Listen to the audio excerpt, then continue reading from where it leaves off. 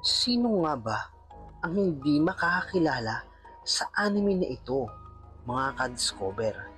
Lalo na sa ating bida na si Sakuragi Hanamichi.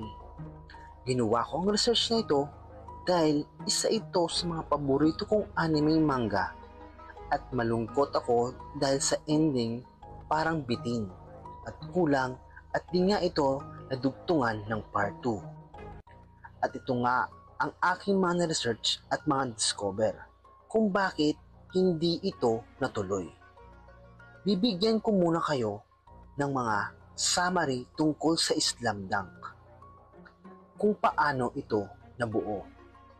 Ang Slam Dunk ay isang manga na isinulat at iginuhit ni Takehiko Inoue na unang lumabas sa Weekly Shonen Jump noong 1990.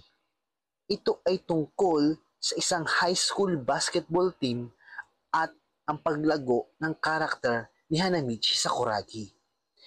Isang delinquent na natutong mahalin ang basketball dahil sa laki ng kasikatan ng manga sa Japan at iba pang bansa, lalo na sa Pilipinas. Nagkaroon ito ng adoption, ng anime adoption.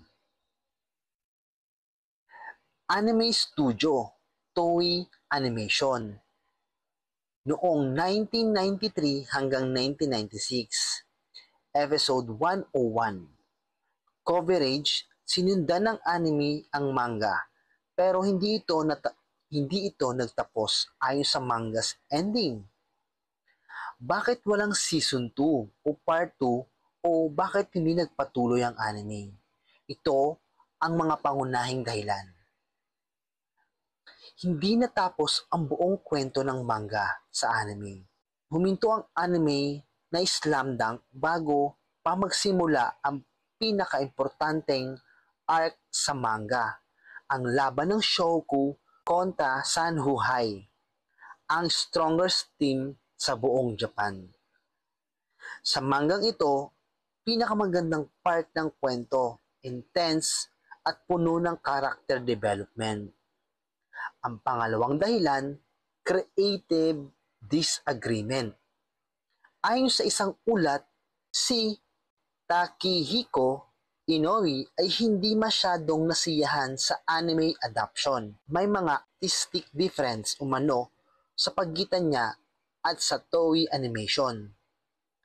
Dahil dito, hindi siya pumayag na ituloy ang anime noon. Ang pangatlong dahilan, popularity drop.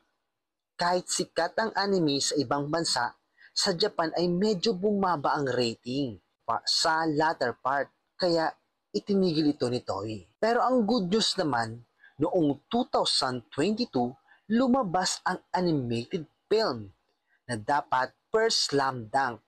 Ito ang official continuation na matagal nang hinihintay.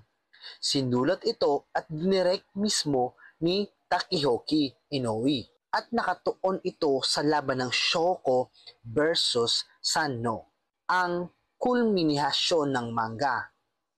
Ito pa ang spiritual sequel ng anime.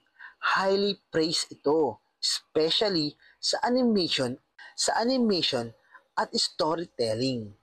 Yan na nga mga ka-discover ang dahilan kung bakit hindi nagkaroon ng season 2 or part 2 ang Slam Dunk. Sana ay nagustuhan nyo ang ating dinadiscover.